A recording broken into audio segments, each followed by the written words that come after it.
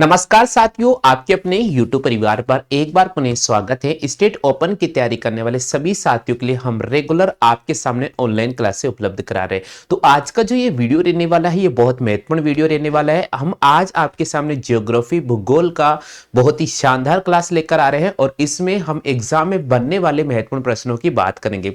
सबसे पहले अपन क्या करेंगे, अति लघुतरात्मक जितने भी सारे क्वेश्चन बनते हैं एग्जाम में वो सारे करेंगे। हर चैप्टर के अपन 10-10 क्वेश्चन करेंगे और आज से मैं आपके सामने ज्योग्राफी का सेशन भी स्टार्ट कर रहा हूं। मैं आपके सामने हिस्ट्री का सेशन स्टार्ट कर चुका हूं और मैं पॉलिटिकल का सेशन स्टार्ट कर चुका हूं। आज मैं आपके सामने ज्योग्राफी के सेशन के भी आगाज कर रहा हूं। रेगुलर आपको मिलते रहेंगे रोजाना क्वेश्चन। तो चलिए साथियों, आज की सीरीज का पहला क्वेश्चन दे रखा है। पहला क्वेश्चन आपके सामने है भैया, विश्व का सर्वोत्तम मत्स्य ग्रहण क्षेत्र कौन सा है? तो विश्व का सर्वोत्तम मत्स्य ग्रहण क्षेत्र है वो है महाद्वीपीय निगमन तट। कौन सा है साथियों? महाद्वीपीय निमंगन तट। कौन सा होगा? महाद्वीपीय निमंगन तट। ठीक है। क्वेश्चन नंबर 2, समुद्र के जलीय धरातल पर अधिकतर तरंगों का मुख्य स्रोत क्या होता है? समुद्र के जलीय धरातल पर अधिकतर तरंगों का जो मुख्य स्रोत होता है वो होता है पवन, यानी हवा। हवा उसको बोलते हैं अपन पवन। ठीक है।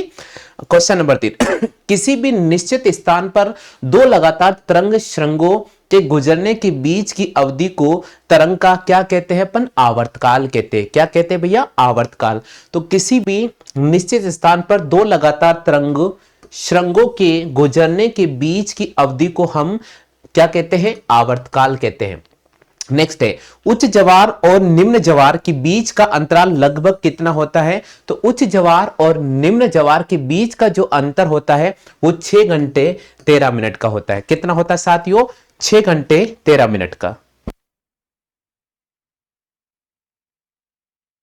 हाँ भाई, यहां तक सभी साथियों क्वेश्चन याद हो गया। देखिए, विश्व का सर्वोत्तम मत्स्य ग्रहण क्षेत्र कौन सा है? तो विश्व का सर्वोत्तम मत्स्य ग्रहण क्षेत्र है महाद्वीपीय निमंगन तट। अगला है, समुद्र के जलीय धरातल पर अधिकतर तरंगों का मुख्य स्रोत क्या होता है? तो उसे अपन पवन बोलेंगे। नेक्स्ट क्वेश्चन है, किसी भी निश्चित स्थान पर दो लगातार तरंग श्रृंगों के गुजरने के बीच की अवधि को हम क्या कहते हैं? आवर्तकाल कहते हैं। नेक्स्ट क्वेश्चन है, उच्च ज्वार और निम्न ज्वार के बीच के मध्य समय का अंतर कितना होता है? तो 6 घंटे 13 मिनट का अंतर होता है। चलते साथियों प्रश्न संख्या 5 की। प्रश्न संख्या 5 की बात करते हैं। पांचों क्वेश्चन बोल रहा है, पार्थिव विकिरण में ऊष्मा विकिरित होती है। कैसे विकिरित होती है? पृथ्वी से। तो पार्थिव विकिरण में ऊष्मा कहां से विकिरित होती है? ऊष्मा कहां से विकिरित होती है? पृथ्वी से विकिरित होती है। नेक्स्ट क्वेश्चन है, क्यों का तापमान ग्वायाक्विल की अपेक्षा नीचे है क्योंकि क्वीटो स्थित है कहां पर? उच्च अक्षांश पर। कहां पर स्थित है साथियों? उच्च अक्षांश पर स्थित है। नेक्स्ट है, बर्खोयास्क का वार्षिक ताप परिसर बहुत ऊंचा है क्योंकि यह स्थान स्थित है कहां पर? समुद्र तट पर। कहां पर स्थित है? समुद्र तट पर। हाँ भैया, जल्दी से रिवाइज कर लीजिएगा, जल्दी से रिवाइज कर लो। पार्थिव विकिरण में ऊष्मा विकिरित होती है पृथ्वी से। क्विंटो का तापमान ग्वायाक्विल की अपेक्षा नीचे है क्योंकि क्विंटो स्थित है कहां पर? उच्च अक्षांश पर। बर्खोयास्क का वार्षिक ताप परिसर बहुत ऊंचा है क्योंकि यह स्थान स्थित है समुद्र तट पर। कहां पर स्थित है साथियों? समुद्र तट पर। हाँ भैया, यहां तक सभी साथियों क्लियर हो चुका है। चलते भैया नेक्स्ट क्वेश्चन की तरफ।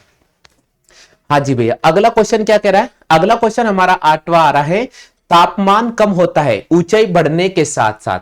तापमान कम होता है ऊंचाई बढ़ने के साथ साथ। नेक्स्ट क्वेश्चन है, तापमान की सामान्य ह्रास दर कितने डिग्री प्रति डिग्री सेल्सियस होती है? तो दोस्तों 561 मीटर की अगर आप ऊंचाई पर जाते हो तो आपके तापमान में कितनी कमी हो जाती है? 1 डिग्री प्रति सेंटीग्रेड की कमी हो जाती है।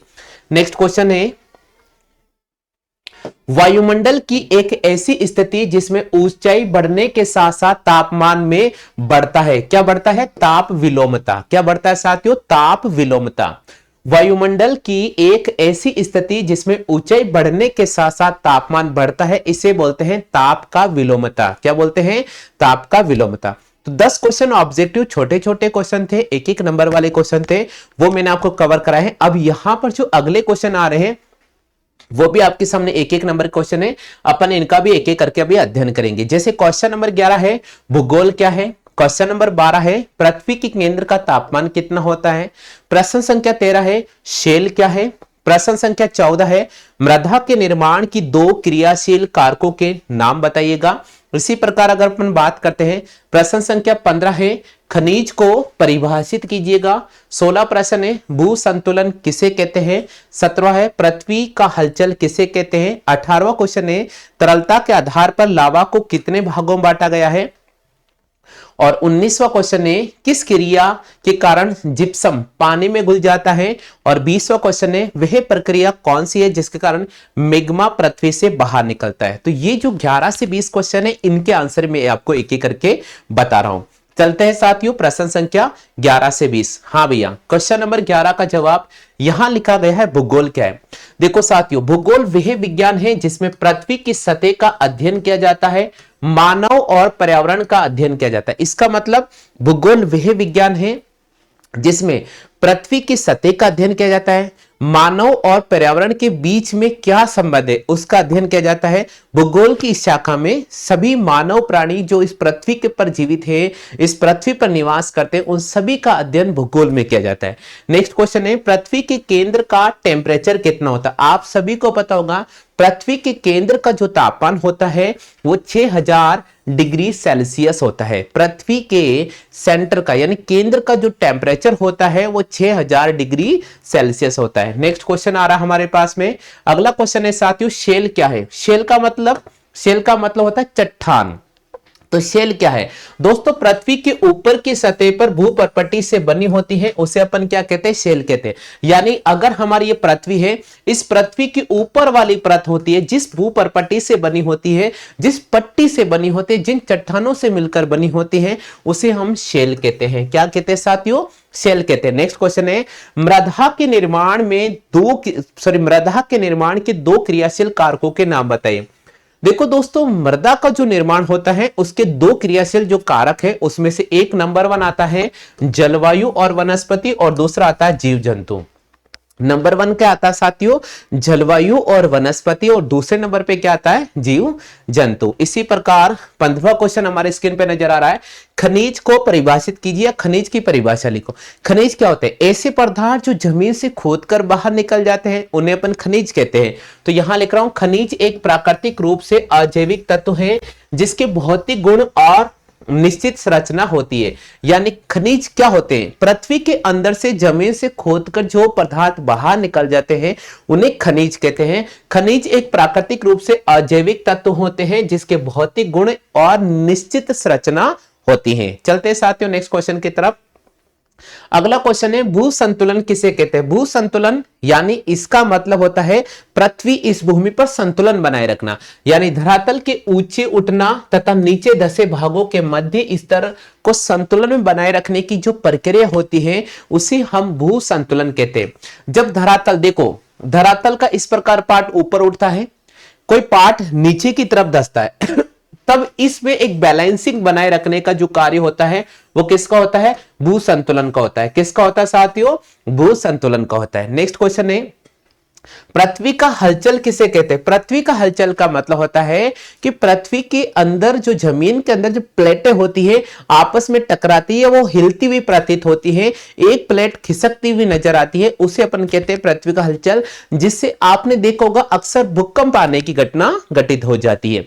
नेक्स्ट क्वेश्चन आपके सामने है 18वां, तरलता के आधार पर लावा को कितने भागों में बांटा गया है। तो तरलता के आधार पर लावा को दो भागों में बांटा गया, एक अम्लीय लावा और दूसरा होता है क्षारीय लावा। तो ये अम्लीय लावा और क्षारीय लावा, तरलता के आधार पर लावा को दो भागों में बांटा गया है, एक होता है अम्लीय लावा और दूसरा होता है क्षारीय लावा।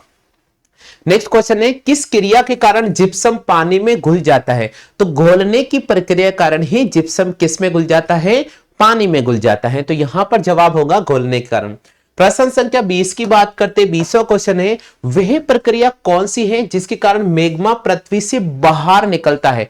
तो मैग्मा पृथ्वी से बाहर निकलेगा ज्वालामुखी कारण। किस कारण निकलेगा? ज्वालामुखी कारण। तो साथियों इस क्लास में मैंने आपको प्रश्न संख्या 1 से लेकर 20 तक सारे क्वेश्चन करवा दिए। उम्मीद तो करता हूं आप एक या दो बार वीडियो को वॉच करोगे तो आपको ये सारे के सारे उत्तर हैं वो याद हो जाएंगे।